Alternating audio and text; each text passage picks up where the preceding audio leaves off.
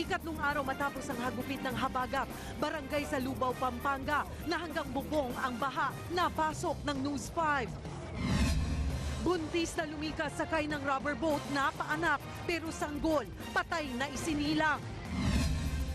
Ilang barangay sa Malabon na 3 araw ng isolated, napasok din ng News 5. Mga residente, nagkakaubusan na nga ng pera at pagkain, tinamaan pa ng mga sakit. Tubig sa Marikina River, binabantayan pa rin.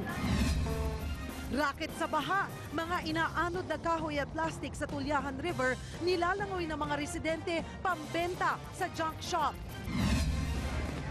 Death toll sa hagupit ng habagat, halos 200 na. 10 lungsod at 6 na lalawigan sa Luzon nasa state of calamity na.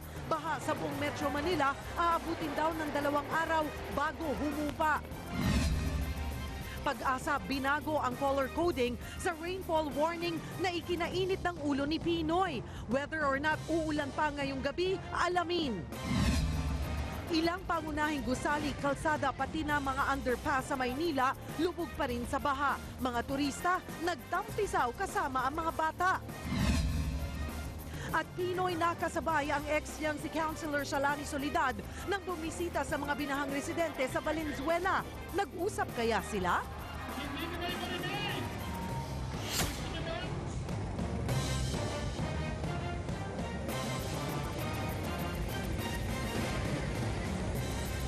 Magandang gabi, Pilipinas! Ngayon po ay Huwebes, 9 ng Agosto, 2012, live mula dito sa San Fernando, Pampanga, na nasa state of calamity na. Ako po si Erwin Tulfo. Ako naman po si Cheryl Cosim. 19 na ang patay dahil sa pananalasa ng hanging habagat. Halos 2 milyong Pilipino naman ang apektado ng malakas na ulan at baha na nagsimula pa noong Martes base sa tala ng National Disaster Risk Reduction and Management Council.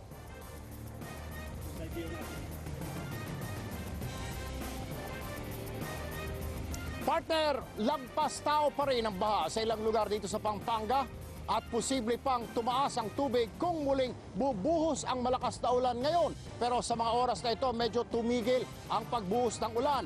Dahil sa matinding hagupit ng ulan na partner, ay ang mga residente nagmamatigas at ayaw pa rin umalis sa kanilang mga tahanan. Narito ang report. Eksklusibong napasok ng News 5 ang barangay Santa Catalina sa Lubao, Pampanga, ang bayan ni dating Pangulong Gloria Arroyo at isa sa pinakamalubhang binaha. Mula sa highway, 15 minuto kami nagbangka. Paambun-ambun na lang pero ang baha hanggang bubong pa. Tila sanay naman dito ang ilang residenteng aming nadaanan. Po kasing hindi po kayo nililikas dahil paglabas mo naman po dahil hanggang dito lang naman yung tubig. Pero sa ilalim po hanggang leeg. Ay siguro kung kailangan na pong may evacuate, aalis na po kami dito. Pero naman po kami nung pong unang lumaki po yung tubig, umalis po kami dito. Tapos nung nagbaba na pong konti, bubalik na lang po kami. Maging ancestral house ni dating Pangulong Arroyo, hindi rin nakaligtas. Nasa 30 barangay ang lubog sa baha. Katumbas ito ng halos 14,000 pamilya o 70,000 tao. Paliwanag ng lokal na pamahalaan, talaga raw matigas ang ulo ng mga residente. Kahit ano raw pakiusap nila, ayaw iwan ang kanilang mga bahay. Ugali talaga ng mga tao, mga Kapampangan yan. Hindi nila talaga matiis na nandun sila sa eskwelahan. Ngayon pa lang tumatas ang tubig nila. Ang problema, paubos na raw ang pagkain ng mga residenteng nagpaiwan sa kanilang mga bahay. Kailan na kayo pagkain nyo dyan? Hanggang na lang, bukas. Mamayang gabi, wala na. Patay. Ang iba, nanghuli na lang ng mga umapaw na tilapia sa mga palaisdaan para may makain. Ano gagawin mo dyan sa mga nahuli mo? Ulamin po. Lungkot na balita pa rin, dyan pa rin sa Lubao, Pampanga kung saan isang ginang ang nanganak kanina. Naisugod siya sa ospital, subalit ang malungkot na balita ay binawian din ng buhay ang kanyang sanggol. Partner?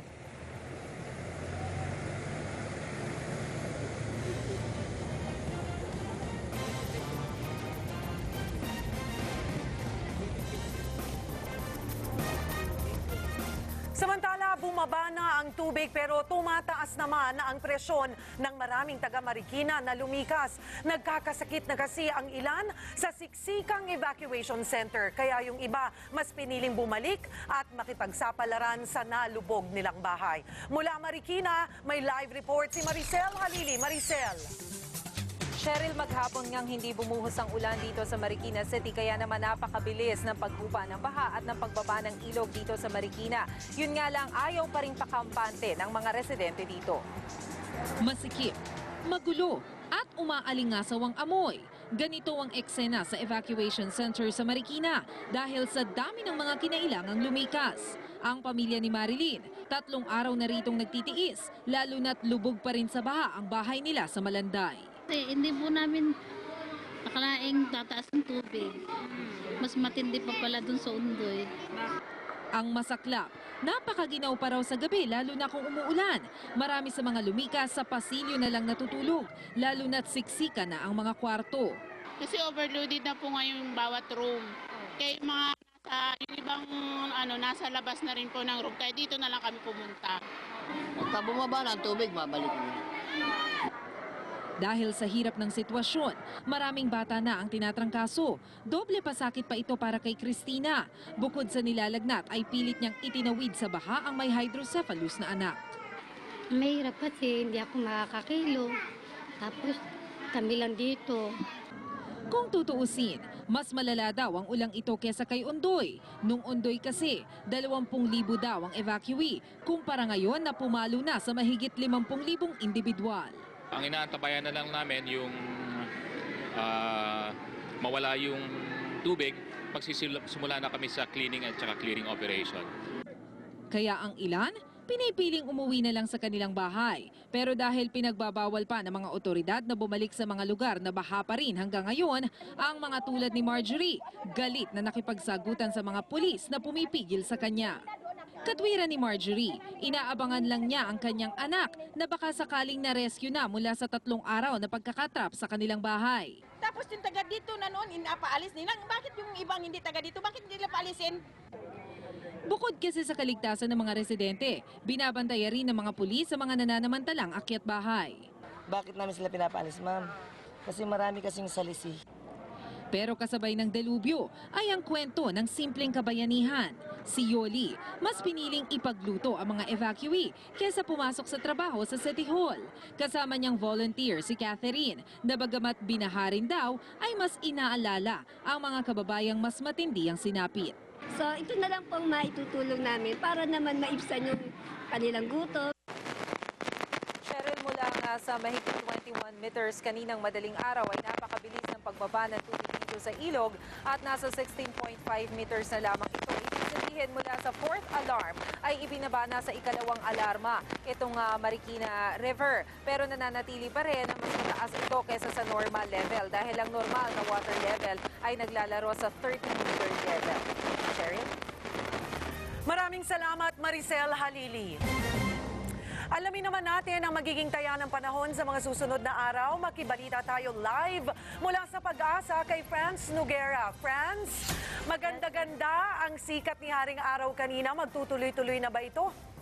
Tama, Cheryl, magtutuloy-tuloy na nga yan hanggang sa weekend ayon sa Pag-asa. Pero yung mga lugar dito sa Northern Luzon, katulad ng Pangasinan, kasama ang La Union, Ilocos, pati na rin ang Zambales, Bataan, Bulacan at Tarlac ay may mga posibilidad pang makaranas ng mga moderate rainfall dahil sa epekto pa rin ng habagat. Pero unti-unti na nga luminipis ang mga ulap na dala ng habagat, kaya naman sa mga susunod na araw at bukas din ay makakaranas na ng unti-unting pagganda ng panahon ang bandang yan ng Luzon. Pero sa ngayon baka may mga maranasan pa tayong pag-ulan. Yan ay mga thunderstorms na lamang. Yan yung mga biglaang pagbuhos ng malalakas na ulan na hindi naman nagtatagal. Cheryl?